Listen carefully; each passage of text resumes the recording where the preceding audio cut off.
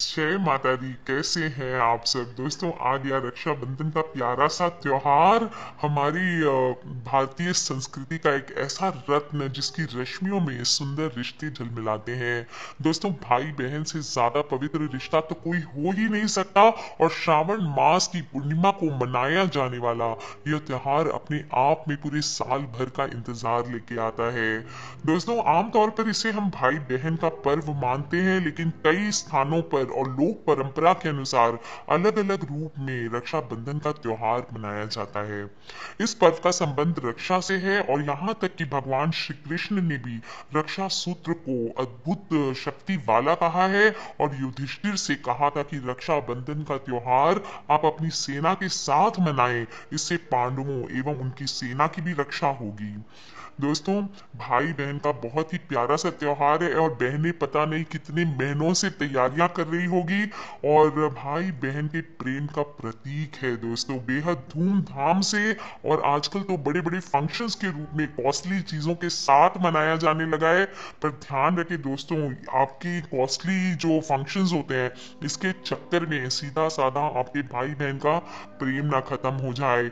हमेशा राखी एक सिंपल धागा ही बांधे अपने भाई को, ताकि आज अगर आपका समय खराब है तो कल भाई आपके पैसे के पीछे ना जाए और कल आपका बुरा वक्त आए तो आप फिर भी एक सिंपल धागा उसी प्रेम से अपने भाई को बांध सके, आपको चांदी और सोने से जज ना किया जाए। दोस्तों, आजकल त्योहार के नाम पर बहनें बहुत ही सुंदर सुंदर और महंगी राखियां चयन कर रही है और राखी का त्योहार पारंपरिक जो नियम है उस पे गौर करना कभी कभी भूल जाते हैं। इसलिए दोस्तों, आज मैं आपको बताऊंगी कि आप राखी मनाइए, बहुत सारा फैशन कीजिए, बहुत अच्छे से तैयार होइए, इसका यही मजा है।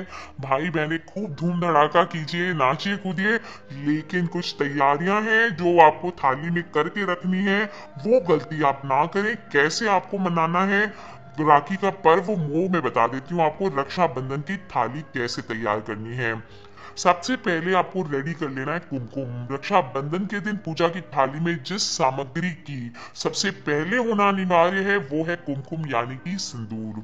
इसका संबंध सीधा सीधा हिंदू धर्म से जुड़ा है। दोस्तों, हमारे धर्म में कोई भी शुभ कार्य करते हैं या पूजा पाठ करते हैं, सबसे पहले सिर पे कुमकुम का तिलक लगाया जाता है और ये लंबी उम्र और विजय का प्रतीक माना जाता है। इसके बाद आपको उस तिलक पे लगाना है चावल, अक्षत लगाने हैं दोस्तों। अक्षत यानी साबुत चावल। हर शुभ कार्य में इसका इस्तेमाल करना अनिवार्य होता है, इसलिए भाई के माथे पर विजय का तिलक जरूर लगाएं और उसके ऊपर चावल जरूर चिपें। ध्यान रखें दोस्तों, अगर आपका भाई आपसे थोड़ा छोटा है तो आपको थोड़े से चावल माथे के पीछे उसके फेंक देने तिलक लगाने के बाद, और अगर आप छोटे हैं अपने भाई से तो थोड़े से चावल आपको अपने पीछे छोड़ देने चाहिए तिलक लगाने के बाद। भाई को तिलक करने के बाद स्वयं के भी माथे पर तिलक करें। और नारियल दोस्तों बहुत अनिवार्य होता है। कुछ जगहों पर तो रक्षाबंधन के दिन पूजा की थाली में तिलक करने के बाद बहन अपने भाई को नारियल जरूर देती है, इसे श्रीफल कहते हैं। दोस्तों, अगर आपका भाई बहुत सारी फाइनेंशियल प्रॉब्लम से गुजर रहा है, अब हम करते हैं बात शगुन की। अगर आपका भाई बहुत सारी फाइनेंशियल प्रॉब्लम से गुजर रहा है तो देवी लक्ष्मी का ये फल कल आपको अपने भाई की गोद में जरूर समर्पित करना है।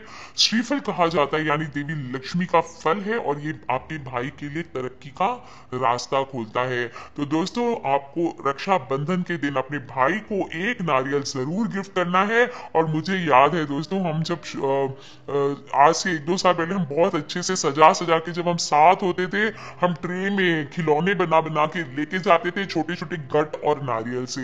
आप भी चाहें, आपके पास टाइम है तो प्लीज वैसे जरूर सजाएं और अपने भाई को गिफ्ट करें।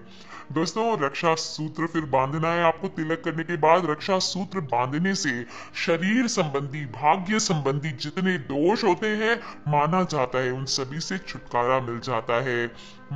दोस्तों, रक्षा सूत्र बांधने के बाद आपको भाई बहन के रिश्ते में हमेशा मिठास बनी रहे, इसलिए भाई को मिठाई खिलाना बहुत अनिवार्य होता है, तो मिठाई साथ में ले जाना ना भूलें। Last but not the least हम लोग 5 चीजों की बात कर चुके, क्या क्या? कुमकुम, अक्षत, नारियल, रक्षा सूत्र, मिठाई। इसके बाद आपको आरती के लिए दीपक लेना है दोस्तों। दीपक से आरती उतारनी चाहिए। ऐसा करते हैं कि भाई की बुरी नजर उतरती है। और अगर आप चाहते हैं आपके भाई बहुत ज्यादा बुरी नजर से, प्रॉब्लम से गुजर रहे हैं, तो वो आरती में आप 2 कपूर जरूर डालें। तो दोस्तों, अगर आप पूजा की थाली की तैयारी कर रहे हैं और आपके भाई को नजर लगी है, तो आपको कल 2 कपूर डाल करके अपने भाई की आरती उतारनी है। और थोड़े से राई आप लेके जा सकते हैं, या पीली सरसों अपने हाथों में दबा के एक पुड़िया बना करके उसमें नमक और राई रख लें, और राखी बांधने के बाद उसको 7 बार उसार के अपने भाई के सिर से या तो चूल्हे में फेंक दें या फिर बेसिन में पानी में बहा दें। दोस्तों, इसके अलावा भी आप कुछ ऐसे कमाल कर सकती हैं जिसको करने से आपके भाई के ऊपर आ रही सारी मुसीबतें दूर हो जाती हैं। अलावा आपको एक पानी का छोटा सा कलश या लोटी जिसे हम कहते हैं, वो रखना बहुत जरूरी होता है। आप चाहे चांदी का लें, चाहे सोने का लें, चाहे तांबे का लें, या छोटी सी मिट्टी का लें। दोस्तों, अपनी अपनी हैसियत के अनुसार रखना चाहिए। वैसे तांबे का कलश सबसे ज्यादा प्योर माना जाता है, और ये कलश पारंपरिक रिवाज के अनुसार तांबे का ही होना चाहिए। और इसी कलश के जल से आपको कुमकुम को मिलाना चाहिए, और फिर अपने भाई को तिलक लगाना चाहिए। दोस्तों, हमारे धर्म में प्रसिद्ध मान्यता के अनुसार इसी कलश में सभी पवित्र तीर्थों और देवी देवताओं का वास होता है।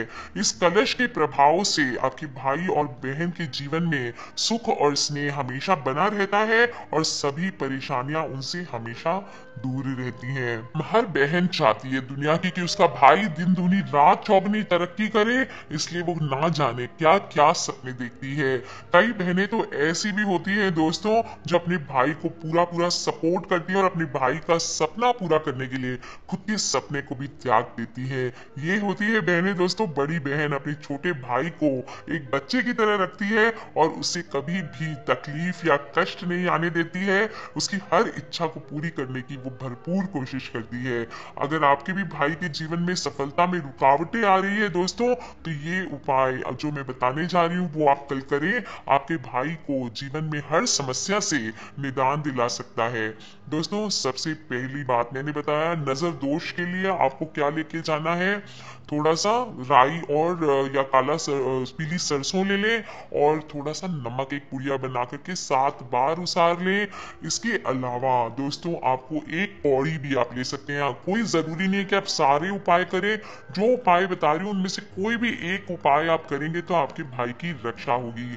पूजा की थाली आपको कैसे सजानी है वो मैंने बताया ध्यान से। ये जो टोटके आप करेंगे कल, वो भी दोस्तों करने के लिए उसका सामान भी आपको अपनी पूजा की प्लेट में जरूर रखना चाहिए।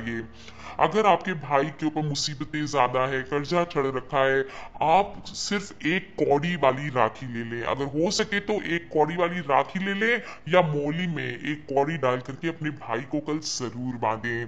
दोस्तों, अगर आप चाहते हैं कि आपके भाई के जीवन में लक्ष्मी का वास हो, तो आप चाहे तो कल 11 या 7 गुंजा की राखी भी आप अपने भाई को बांध सकते हैं। आपके भाई को फिर वो उतारनी नहीं है। कुछ लोग क्या करते हैं, गुगा नवमी वाले दिन राखियां उतार देते हैं। वो वाली राखी आपके भाई को 1 साल तक पहने रहनी है, उसको उतारना नहीं है। अगले राखी पूर्णिमा पर आप वैसी ही दूसरी राखी अपने भाई को गिफ्ट कर सकते हैं। दोस्तों, आपको अगर आपके भाई को नजर दोष ज्यादा है, बहुत अजीब अजीब हरकतें करता है, या बुरी लच में पड़ा हुआ है, तो कल आपको आपकी रक्षाबंधन की प्लेट में एक चीज लेके जानी है, और वो है एक टुकड़ा फिटकरी।